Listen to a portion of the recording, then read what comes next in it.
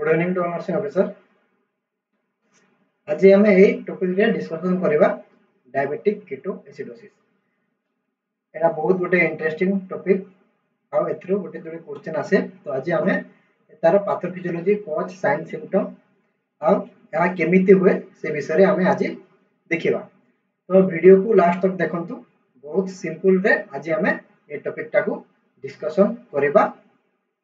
ठीक अछि। तो डायबिटिक कीटोएसिडोसिस को डीके भी कहा जाए। कौन कहा जाए? डायबिटिक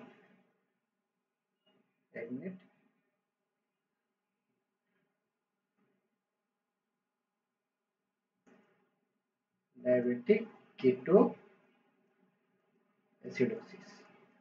ठीक अछि। तो डीके रो देखो डायबिटिक्स माने हम तर फुल फॉर्म होला एटा होची डायबिटिक मेलाइटस। कीटो माने कीटोन आउ एटा होची एसिड। तो डायबिटीज जोगु केमती डीके होए, केमती बॉडी रो कीटन बॉडी हम जे कीटन केमती तयारी होए आ ए कीटन केमती एसिडोसिस कॉज करे सेटा हमें आज पैथोफिजियोलॉजी डिस्कस करिवा। ठीक अछि। तो डायबिटीज कीटोएसिडोसिस जो डीके एटा गोटे medical emergency happen people with diabetes। तो जो पेशेंट मान को डायबिटीज थाए से मान को हुए डीके। ठीक अछि। Diabetic ketoacidosis. ठीक अछि। तो हम डायबिटीज मेलाइटस भी अछि type 1 and type 2।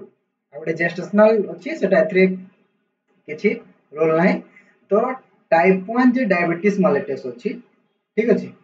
A type 1 diabetes mellitus रे एटा देखिया को मिले कोन डीके। तो टाइप 1 डायबिटीज मेलाइटस रे कोन होय? टाइप 1 डायबिटीज मेलाइटस रे हम इंसुलिन रो डेफिशिएंसी जोगु शुगर रो मात्रा बढ़ी की रहे। ठीक अछि। टाइप 1 रे कोन होय? Due to severe or absolute absence of insulin। ठीक अछि। टाइप 1 रे कोन होय? टाइप 1 रे हम इंसुलिन रो जे मात्राटा सेटा कोन होय कमी जाए। माने टोटली इंसुलिन सिक्रेशन होएनी जहा जोगु हमकु हाइपरग्लाइसेमिया देखा जाए। ठीक अछि। टाइप 1 रे एताकू टाइप 1 को हमें कोन को आ गोटे फॉर्म ना रे इंसुलिन डिपेंडेंट डायबिटीज मेलाइटस। तो टाइप 1 डायबिटीज मेलाइटस को हमें इंसुलिन डिपेंडेंट डायबिटीज मेलाइटस भी कहू। ए टाइप 1 रे कोन होय? इंसुलिन रो जे सिक्रेशन पैनक्रियाज रो जे बेटा सेल रे जे इंसुलिन सिक्रेशन होय बेटा सेल रो माने किछि डिजीज प्रोसेस जोगु यदि बेटा सेल डिस्ट्रॉय हो जाए तो टोटली इंसुलिन सिक्रेशन हुएनी जहां जो कि ब्लड ग्लूकोज एलिवेटेड है कि रहे। तो ए डीकेटा हम आज जे डीके पढिबा सेटा बेसी देखा जाए हम टाइप 1 डायबिटीज रे। टाइप 2 डायबिटीज रे किछि मात्रा रे देखा जाए किंतु टाइप 1 रे जेमिति हम पूरा इमरजेंसी मेडिकल पेशेंट सीरियस हो जाए किंतु टाइप 2 रे एते तार इमरजेंसी क्रिटिकल कंडीशन हुए। ठीक अछि। तो टाइप 1 रे कोन होय? माने टोटली इंसुलिन रो डेफिशिएंसी जोगु ग्लूकोज लेवल बढ़ी के थाए आ से कॉज करे डीके। ठीक अछि। तो देखिबा हमें केमिति डीके होची इंसुलिन रो डेफिशिएंसी जोगु। ठीक अछि। तो एक्चुअली हम जे इंसुलिन अछि हला एटा हला इंसुलिन हमरा ब्लड ग्लूकोज को। ठीक अछि। एटा ब्लड ग्लूकोज। तो इंसुलिन कोन करे ब्लड ग्लूकोज लेवल को नॉर्मली कोन करे इंसुलिन हम ब्लड रे जे ग्लूकोज लेवल अछि ताकू कम करे की रखे। ठीक अछि। जेते बेले सीवियर ब्लड ग्लूकोज लेवल कम हुए सेते बेले हम बॉडी रे काउंटर रेगुलेटरी हार्मोन जेटा अछि सेमा कोन कहंती ग्लूकोज लेवल को बढ़े की रखंती एटा हम बॉडी रो मेकानिज्म ताले इंसुलिन आउ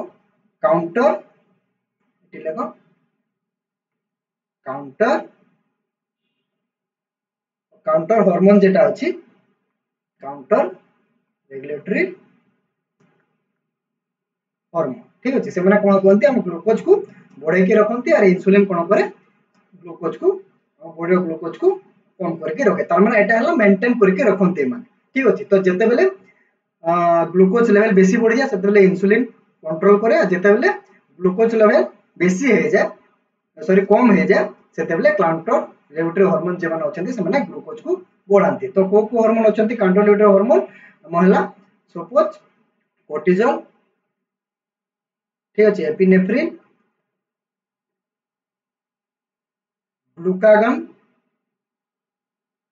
ठीक अछि एटा हला काउंटर रेगुलेटरी हार्मोन जे माने कि इंसुलिन जेतेले कमे जाए ग्लूकोज लेवल बॉडी जेतेले कमे जाए ए माने एक्टिवेट हेकी ग्लूकोज को पुनी बढ़े की रखंती एटा हम नॉर्मल फिजियोलॉजी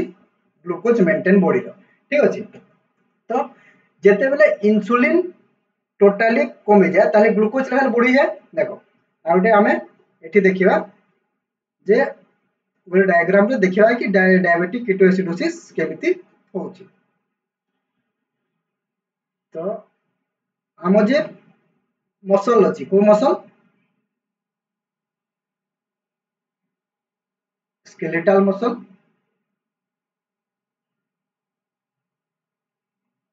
स्केलेटल मसल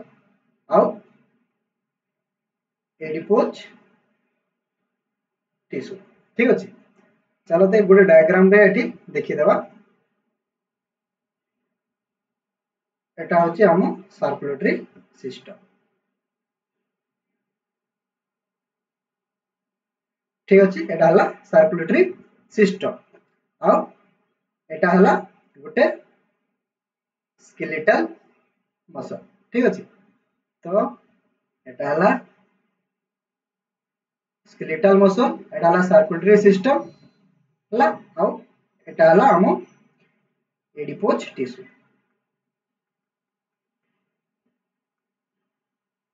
ठीक अछि तो जे इंसुलिन रो फंक्शन कोन हम इंसुलिन कोन करे ए जे स्केलेटल मसल और एडिपोज टिश्यू ए माने इंसुलिन डिपेंडेंट माने एमान को इंसुलिन हेले जाय ग्लूकोज ए सेल बा मसल बा टिश्यू भीतर को एंटर करि पारे ठीक अछि तो एठी जे ग्लूकोज अछि हम सर्कुलेटरी सिस्टम जे ग्लूकोज अछि एठी इंसुलिन रिसेप्टर थाए ठीक अछि तो इंसुलिन कोन करे हम ए ग्लूकोज जे सर्कुलेटरी सिस्टम रे बा ब्लड रे जे ग्लूकोज अछि सेल बा टिश्यू बा स्केलेटल मसल बा एडिपोज टिश्यू रो फंक्शन पाई इंसुलिन ग्लूकोज को लेकी तांको स्केलेटल मसल बा एडिपोज टिश्यू भीतर को पहुंचाए ठीक अछि तो जेते बेले इंसुलिन डेफिशिएंसी होची ठीक अछि इंसुलिन डेफिशिएंसी होची सेते बेले कोन होय ए जे स्केलेटल मसल और एडिपोज टिश्यू को ग्लूकोज पहुंची पारे इंसुलिन नाही ब्लड रे इंसुलिन नाही जहा जो कि हम जे ग्लूकोज ब्लड रे किंतु ग्लूकोज प्रेजेंट अछि हला ग्लूकोज प्रेजेंट अछि ब्लड रे किंतु इंसुलिन नथिबा जोगु कोन होची ए स्केलेटल मसल और एडिपोज टिश्यू ए जे ग्लूकोज सेटा एंटर हे पारुनी आ स्केलेटल मसल बा एडिपोज टिश्यू रो एनर्जी प्रोडक्शन हे पारुनी काहे कि ग्लूकोज एंटर होनी due to deficiency of insulin ठीक अछि बुझियला तापरे जेते बेले माने ब्लड रे देखो टाइप 1 डायबिटीज रे कोन होय जेते बेले गोटे पेशेंट टाइप 1 डायबिटीज मालाइटस एटा को जुवेनाइल भी कहा जाय जुवेनाइल डायबिटीज मालाइटस भी कहा जाय कारण एटा माने एडोलेसेंट ठीक है एडोलेसेंट मान को हुए टाइप 1 डायबिटीज तो अनडायग्नोज टाइप 1 डायबिटीज मालेटस पेशेंट को हाईली डीके हेबार चांस थाए केमिति से माने डायग्नोज हे नथिबे तो से मान को जणा नथिबो जे हमकु टाइप 1 डायबिटीज हेची ठीक अछि माने इंसुलिन रो टोटल प्रोडक्शन होनी तांको देह रे आ से माने खाइबा खाउ जंती ब्लड ग्लूकोज ऑलरेडी हम सर्कुलेटरी सिस्टम में प्रेजेंट अछि किंतु due to deficiency of insulin the blood glucose is not utilized by the skeletal muscle and the adipose tissue ठीक अछि तो skeletal muscle और adipose tissue इंसुलिन डिपेंडेंट जे glucose को utilise current ठीक अछि तो से ए जे अनडायग्नोज टाइप 1 डायबिटीज पेशेंट अछंती से माने कोन कोन से जानि नांती जे हमो को टाइप 1 डायबिटीज हेछि बा हम बॉडी रे इंसुलिन रो सिक्रेशन टोटली होनी ठीक अछि तो से माने खाइबा खाउतबे किंतु तांको एडिपोज टिश्यू आ स्केलेटल मसल से ग्लूकोज यूटिलाइज होनी जहा जो कि हाइपर ग्लाइसेमिया देखिया को मिले ठीक अछि हाइपर ग्लाइसेमिया कोन पे हला देखिए रे तार मेन साइन सिम्पटम हला हाइपर ग्लाइसेमिया हबो हाइपर ग्लाइसेमिया केमती हला ग्लूकोज रो यूटिलाइज होनी बॉडी हम बॉडी रे कोन होची ग्लूकोज रो एक्युमुलेशन होची सर्कुलेटरी सिस्टम रे आ ब्लड रे ग्लूकोज रो लेवल बॉडी की रहउची ठीक अछि तो नेक्स्ट देखो केमिति तापरे हम डायबिटिक कीटोसिस रे केमिति कीटोन बॉडी तयारी हुए ठीक अछि नेक्स्ट सही डायग्राम एठी ड्रा करिवा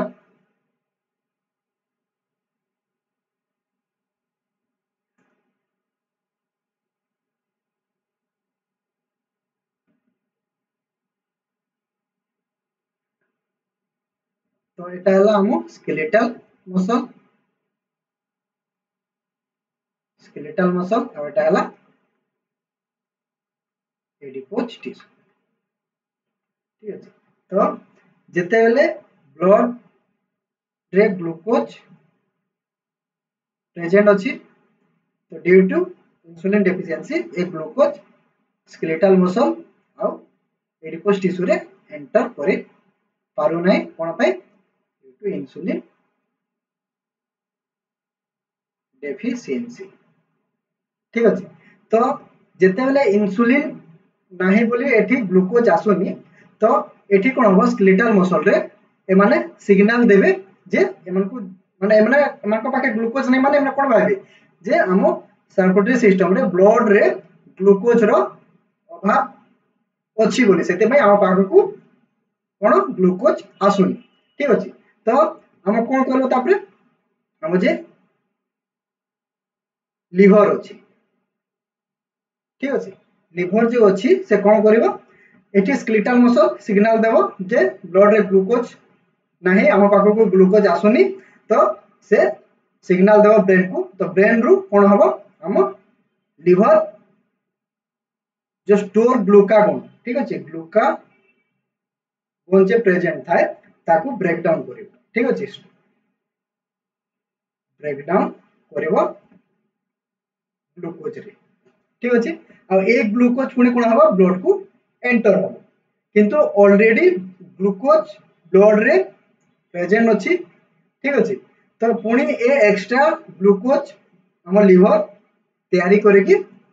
सर्कुलेटरी सिस्टम रे बा ब्लड रे एंटर करूची कोन पे ए माने को पाखरे ग्लूकोज नाही बोली से ब्लड ग्लूकोज को रिलीज कला by the breakdown of glucagon and then the glucose is entered to the circulatory system or blood तो कोन हबो एथरे हाई लेवल ऑफ ग्लूकोज जब हम कोन को हाइपर ग्लाइसेमिया ठीक अछि तो कोन हबो एठी ऑलरेडी ग्लूकोज अछि पुनी लिवर आउरे ग्लूकोज सिक्रेट करके ब्लड रे देला तो कोन देखा गला हमकु हाइपर ग्लाइसेमिया देखा गला ठीक अछि तो फास्ट जे डीके रो साइन जेटा होची सेटा हला हाइपर ग्लाइसेमिया तो हाइपर ग्लाइसेमिया केमती हला जेते बेले अभी हम डिस्कस कला नेक्स्ट कीटोन बॉडी केमती तयारी होय जेते बेले एडिपोज टिश्यू ठीक अछि तो ए एडिपोज टिश्यू रे ए जे एटा तो आपण पढिथिबे जे ग्लूकोज जेटा आसिला एटा को कोनते ग्लूकोनियोजेनेसिस ये लिखि दियो ग्लूकोनियोजेनेसिस ठीक अछि ग्लूकोनियोजेनेसिस ଗୋଟେ प्रोसेस जेतेले ग्लूकागोन को लिवर ब्रेक डाउन करके ग्लूकोज रे परिणत करे ताकू ग्लूकोनियोजेनेसिस कहा जाय ठीक अछि तो एडिपोज टिश्यू एटा हे गला स्केलेटल मसल रो नेक्स्ट एडिपोज टिश्यू कोन करे जेतेले इंसुलिन रो डेफिशिएंसी होची तो एडिपोज टिश्यू पाखु भी ग्लूकोज पहुंचुनी ठीक अछि तो ए कोन करबो एडिपोज टिश्यू कोन करे स्टोर करके रखे और ट्राइग्लिसराइड ठीक अछि ट्राइग्लिसराइड को फैट बा एडिपोज टिश्यू हमें फैट टिश्यू भी बोलतो ठीक अछि तो ये स्टोर करके रखे ट्राइग्लिसराइड ठीक अछि तो ए जेतेले ग्लूकोज ता पाखो को एडिपोज टिश्यू को आसुनी तो ए ट्राइग्लिसराइड क्या हो ए जे ट्राइग्लिसराइड कोन करबो ब्रेक डाउन करबो कोथरे ब्रेक डाउन करे एटा ब्रेक डाउन है हम free acid free fatty acid आउ आगटे हला ग्लिसरॉल सॉरी ऊपर लिखा आगटे हला फ्री फैटी एसिड आउ ग्लिसरॉल रे कन्वर्ट होए ठीक अछि तो ए जे फ्री एसिड ता पुनी ब्लड रे आसीबो ठीक अछि कोडु एडिपोज टिश्यू रो कोन आसीला free fatty acid short form रे लिखुची ठीक अछि तो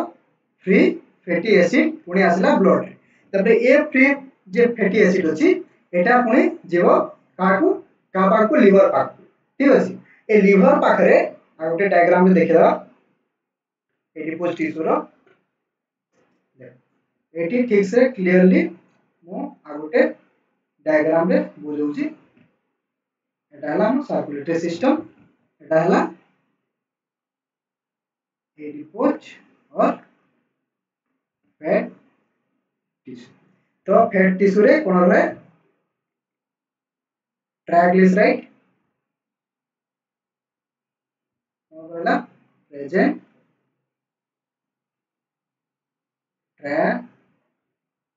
ट्राइग्लिसराइड ए ट्राइग्लिसराइड जेतेबे ग्लूकोज आसुनी सेतेबेले ए ट्राइग्लिसराइड कोन होबो ब्रेक डाउन होबो का माध्यम रे ब्रेक डाउन होई कि कोन तयारी कला फ्री फैटी एसिड और ग्लिसरॉल ए जे ब्रेक डाउन प्रोसेस को एदा कोनती लिपोलाइसिस ठीक अछि gluconeogenesis and lipolysis a process ता हम ऑलरेडी डिस्कस करजु हम डायबिटीज क्लास रे एटा केमती होय डिटेल्स अछि तो जो नर्सिंग से वीडियो देखि नाती वीडियो को देखो ताले ग्लिसरॉल रिलीज हला आ फैटी एसिड ब्लड रे रिलीज हला तो कोन हला free fatty acid and glycerol release कला एडिपोज टिश्यू तो जेतेबेले ताकाकू ग्लूकोज आसलानी से रिलीज करके कोन कला ता फंक्शन कला तो एठी कोन अछि लिवर अछि ठीक अछि तो ए फैटी एसिड पुणी आसीबो फ्री फैटी एसिड पुणी आसीबो लिवर पाको ठीक अछि लिवर रे एटा मेटाबोलाइज हो मेटाबोलाइज होई कि ए कोन करे हम कीटोन बॉडी तयारी करे ठीक अछि कोन कला कीटोन बॉडीज तयारी कला तापरे ए कीटोन बॉडीज ब्लड रे आसी कि कोन करबो कीटोन बॉडीज होची एसिडिक प्रोडक्ट ठीक से ध्यान रे देखो कीटोन बॉडी होची एसिडिक प्रोडक्ट तो जेतेले कीटोन बॉडी ब्लड रे रिलीज हला तो कोन कॉज करबो एसिडोसिस कॉज करबो एसिड रिलीज होची ब्लड रे तो जेतेले एसिड ब्लड रे मिसिबो ताले कोन हो एसिडोसिस कॉज करबो तो एसिडोसिस केमती हला हाइपरग्लाइसेमिया केमती हला देखा होला जोड़ा होला नेक्स्ट तो ए जे कीटोन बॉडी एठो आसीला ठीक अछि कोन एसीटोन और कीटन ए कीटन कोन कॉज कला कॉज एसिडोसिस ठीक अछि तो जेते बेले ब्लड रे हम एसिडोसिस हुए कोन हम हम ऑलरेडी ए विषय पढिछु पीएच डिक्रीज हुए ठीक अछि तो जेते बेले पीएच डिक्रीज होउची ठीक अछि तो देखिला हम ब्लड रे कोन थाए बाइकार्बोनेट ठीक अछि तो जेते बेले एसिड बेसी मात्रा रे एटी रिलीज होची ब्लड रे और पीएच कम होची तो ये बाइकार्बोनेट हमें कोन कोन करतला ए ब्रेक डाउन होबा O2 CO2 और H2O ठीक अछि तो ए CO2 पुनी हम जे लंग्स अछि ठीक अछि लंग्स रे जाय कि वॉश आउट हबो तो बेसी एसिडोसिस मात्रा माने CO2 बेसी ब्रेक डाउन हबो और SiO3 बेसी ब्रेक डाउन है कि CO2 रिलीज करिवो ए CO2 जिते रिलीज हबो एते गोटे साइन देखा जाय पेशेंट डीप ब्रीथ करिवो और टाकीपिनिया हबो ए CO2 को एक्सहाल करबा पे पेशेंट को टाकीपिनिया और डीप ब्रीथिंग देखिया को ठीक है ए डीप ब्रीथिंग को कोन कोनते हमें डायबिटिक कीटोसिस जेते बेले है सेते बेले कोनते ताको कुसुमल ब्रीथिंग ठीक अछि तो कुसुमल ब्रीथिंग गोटे टर्म जेटा कि आपको डायबिटिक कीटोसिस पेशेंट रे देखियो मिले आ ताको कीटन ब्रीथ भी कहा जाय एसिडिक ब्रीथ बा कीटन ब्रीथ भी एसीटन ब्रीथ भी कहा जाय ठीक अछि तो कुसुमल ब्रीथिंग केमते हला देखिले हाइपरग्लाइसेमिया केमते हला देखिले ठीक अछि तो नेक्स्ट हमें देखिबा पेशेंट रो जेते बेले SiO3 भी ब्रेकडाउन होची तो बाइकार्बोनेट मात्रा भी कोन हबो कमिबो तो कोन देखा जाय हमकु मेटाबॉलिक एसिडोसिस ठीक अछि तो को जेते बेले क्वेश्चन रे आसीबो जे डीके पेशेंट रे को एसिड बेस बैलेंस देखा जाय सेटा हला मेटाबॉलिक एसिडोसिस तो केमिति हला मेटाबॉलिक एसिडोसिस देखिले केमिति हला जेते बेले एसिड ब्लड रे बढ़िला कहा जोगु जेते बेले कीटोन रिलीज करला हम लिवर सेते बेले ब्लड रे जे बाइकार्बोनेट होची ठीक अछि एसिड रो मात्रा बढ़ुची तो एसिड रो मात्रा को बाहर करे को चेष्टा करबा बॉडी तो बाइकार्बोनेट को ब्रेक डाउन करी कि CO2 और H2O रे रिलीज हला CO2 लंग्स रे एक्सहाल करिवो ठीक अछि आ हम जेते बाइकार्बोनेट ब्रेक डाउन होची तो बाइकार्बोनेट रो मात्रा कमिबो आ वॉच करिवो मेटाबॉलिक एसिडोसिस ठीक अछि तो एटा हला माने शॉर्ट रे हमें देखिला केमिति डीके रे हम जे हाइपरग्लाइसेमिया होची कीटन बॉडी केमिति तयारी होची केमिति एसिडोसिस होची आ केमिति मेटाबॉलिक एसिडोसिस कॉज करची सेटा हमें शॉर्ट रे डिस्कशन करेले नेक्स्ट क्लास रे हमें देखिबा डायबिटिक कीटोएसिडोसिस रो माने कोन साइंस सिस्टम देखबा मिले ता मैनेजमेंट कोन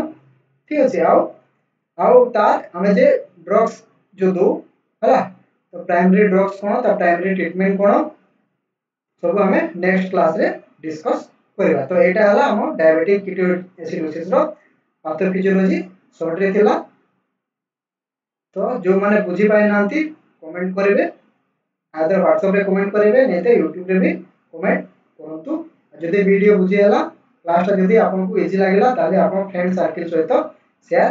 करंतु thank you to all nursing officer